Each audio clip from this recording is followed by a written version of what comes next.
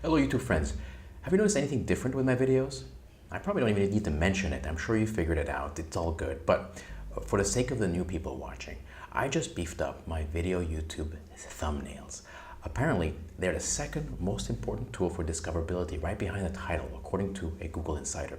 So, welcome to ViralML. My name is Manuel Monetizing. Please sign up for my newsletter at viralml.com/sign up. So, a YouTube thumbnail is like a book cover if your video was a book cover. So the best thing to do is to look at the pros. So find out, your favorite, your high power, high traffic YouTuber, and look at what they do. I'm going to look at Neil Patel right here. He's definitely done a lot of research in discoverability and marketing, anything online. So look at that. Every video he does has a video cover, thumbnail. Clearly, there's a color scheme going on there. It seems slightly related to off YouTube colors maybe. There is always a picture of himself, his face, because clearly his face is his brand, and he's usually inviting, smiling, or humorous, depending on what the video is about.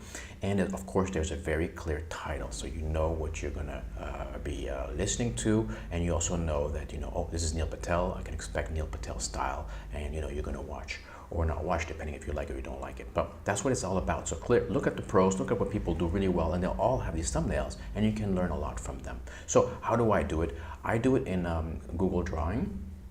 Google Draw. It's very simple, but you could do it in any editor. So here's an example. I have my face, because it's my brand as well, but I also have the bullhorn, viralml.com, and I try to put the clear titles in a fun, clear font, and just try to make it fun. And I'm still starting, so I'm definitely going to experiment and make things a little bit more lively and more colorful as I progress here. So super simple. Second most important thing behind the title, so it's very important.